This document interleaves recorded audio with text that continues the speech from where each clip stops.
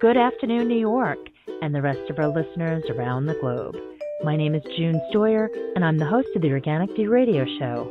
Our podcast is available on iTunes, Zune, and you can also visit our website at www.theorganicview.com. If you'd like to be on the show or would like to find out about sponsorship opportunities, please contact us at questions@theorganicview.com.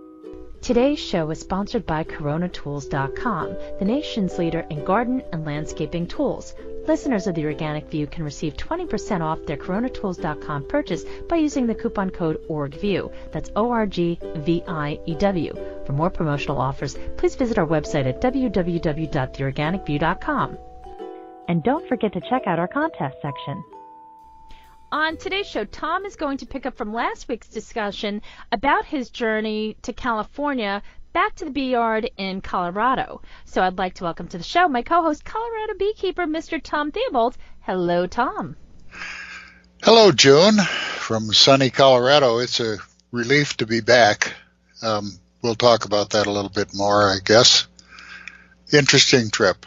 A lot of people are commenting about the fluctuation in temperatures, especially on the East Coast. One day we'll have temperatures in the 50s, and then just the other day I think it was 82 degrees. I mean, it's just crazy.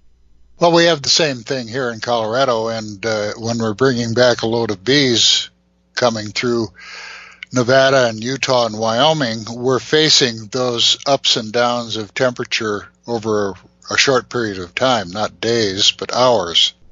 I will tell you one thing. The carpenter bees are out, and they are such a bunch of bullies. They're kind of amusing, but they're such a bunch of bullies. It's like they kind of taunt you when you're outside. But it's nice to see all pollinators outside, regardless of whether they're friends or foes. It's just nice to see that they are around, you know.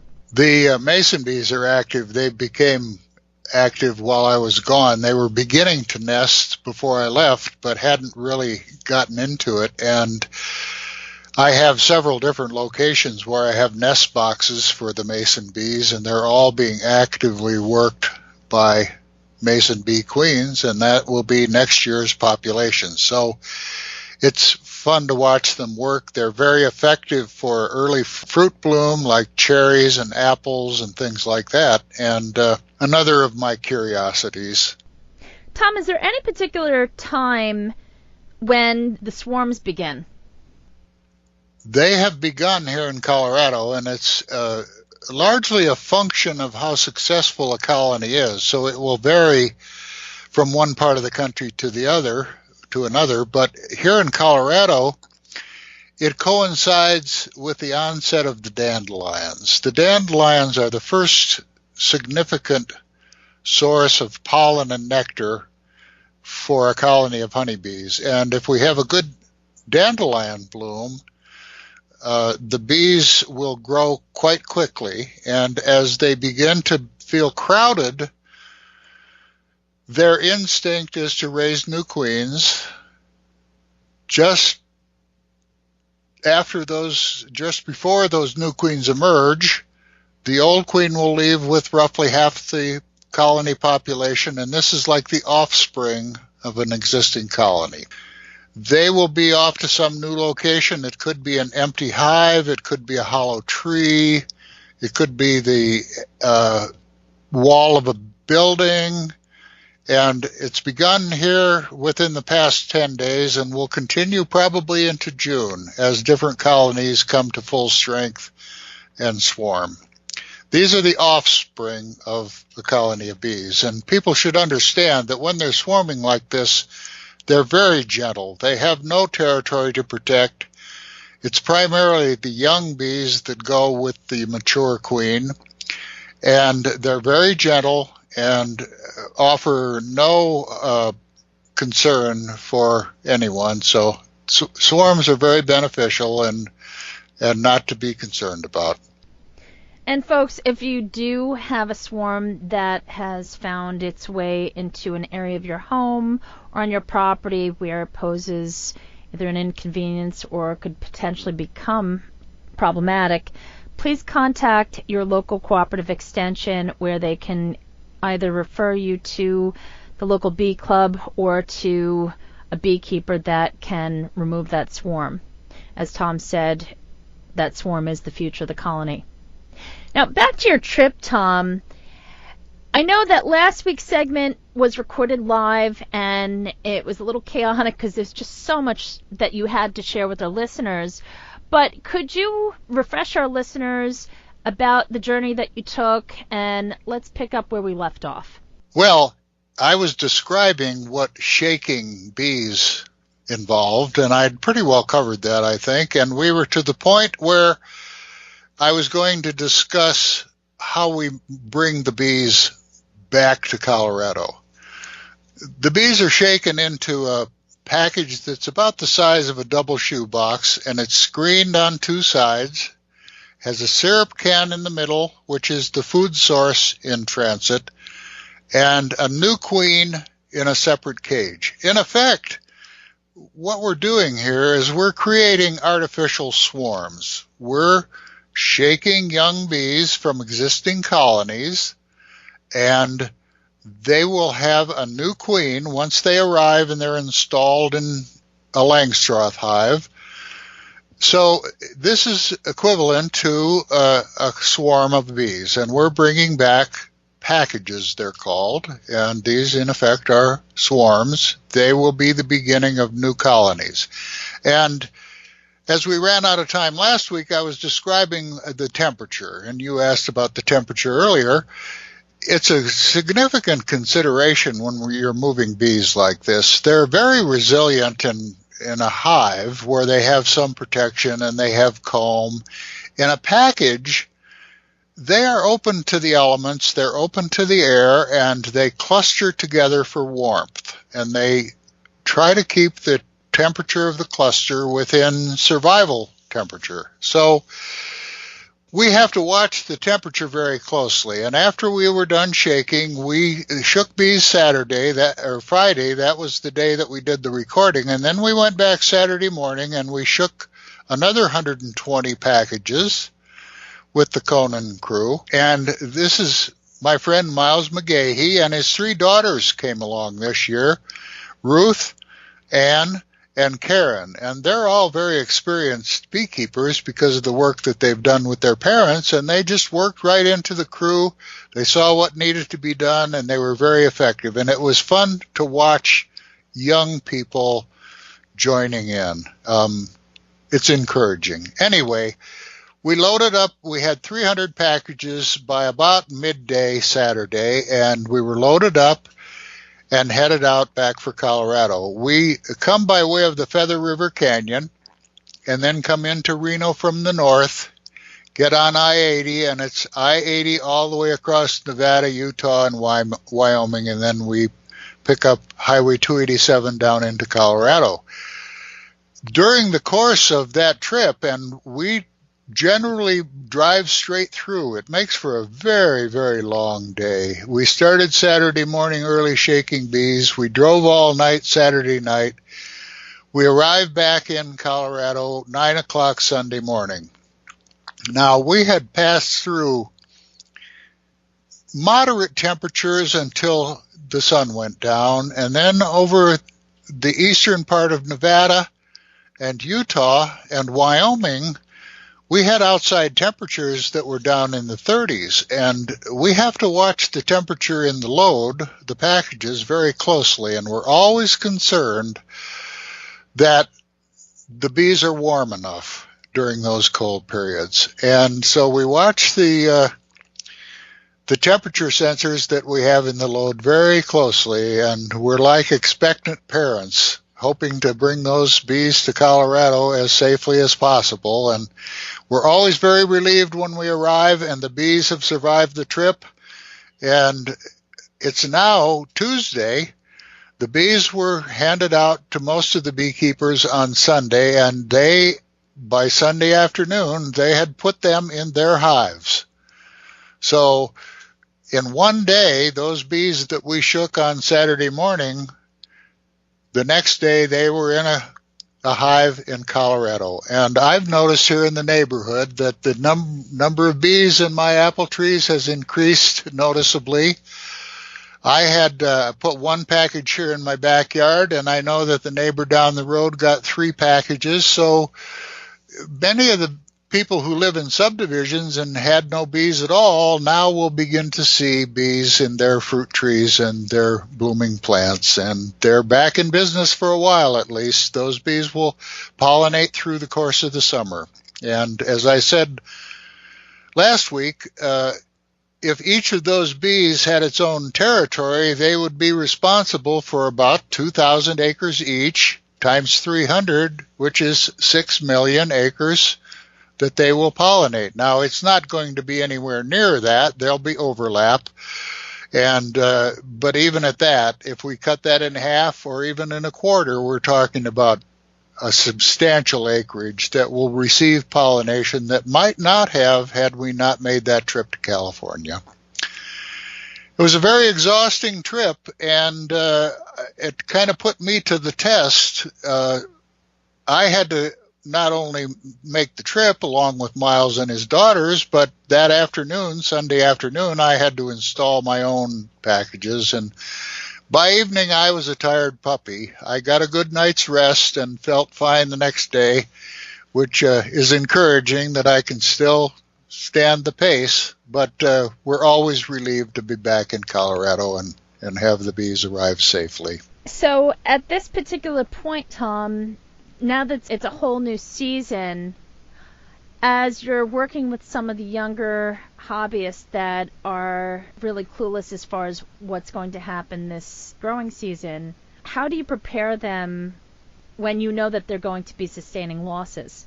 We do that in a number of ways. Some of it is just face-to-face communication. We also have an 8-week beginning beekeepers class where we try to cover as many of the aspects of beekeeping as we can to give them a foundation to start. Those of us who are more experienced are always available to answer questions, and we help them as much as we can. Some of them take greater advantage of things like the classes. Others are more inclined to read on their own, or they're involved with other bee associations. Some of them, I laugh, but some of them have no idea what they're getting into. I got a call from a very nice lady just a week or so before we left for California, and she said, introduced herself, and she said she'd been at Costco and she saw this very interesting beehive for sale, and I had this picture in my mind of the sign that says, just add bees. So she bought what she described as a hive body and a honey super with frames inside, and that's the starting equipment for a colony of bees, but she had no idea what to do from there. And I explained to her that she really was about a year behind the curve, that she could do it, but she needed to understand what it was she was involved in and what her responsibilities would be. And all the packages had been spoken for by then. We were just about to leave for California, so we wouldn't have been able to supply her with bees anyway. And she understood, and I think I suggested a number of things for her to read and suggested the beekeeping class. She has a year to be prepared, and by January of next year, she'll know whether she wants to be a beekeeper or not, whether she wants to take on that responsibility, and she'll have a good start rather than a series of disappointments. So we have a lot of new beekeepers, and we're doing our best to introduce them to a craft that some of us have been involved in for many, many years. I just want to mention a comment that we received from Bill Castro from Bee Friendly Apiary, who's in Maryland. He made a comment in regards to the live show last week, and he said, Maryland imports nearly 9,000 replacement colonies every year to replace our 60 to 75% losses. Wow. Well, we're seeing that sort of thing all across the country, and the question is whether the package industry, that's people like the Conans, who are supplying packages, can keep up with the level of replacements that we're going to have to cover those 60 and 70% losses. You asked about how we prepare the new beekeepers for these losses. If they've done it for 2 or 3 years, they've already had those losses, and we've had that discussion. They don't really understand what's missing here. In the first 20 or 30 years of my beekeeping, my winter losses in a normal winter would have been 2 to 5%, very low. Here in Boulder County, I think this past year we saw losses on the order of 80%. So the newer beekeepers don't remember what it was like because they weren't keeping bees then. All they know are these years of high losses. So they're a little more prepared for these losses than I guess I was. It's a dramatic change for me. For them, this is the way beekeeping is, and we try to deal with it as best we can.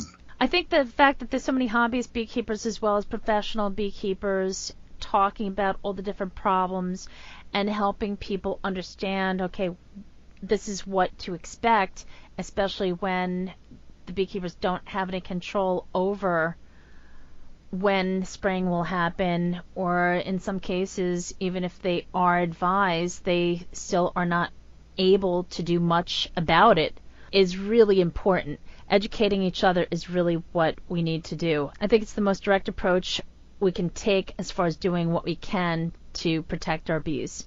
And this is not just here in America, this is around the world. I mean, the emails that we're getting from folks located in very remote locations, it's growing. We're getting so many emails and messages. It's nice to see that people have begun that conversation with their fellow beekeepers.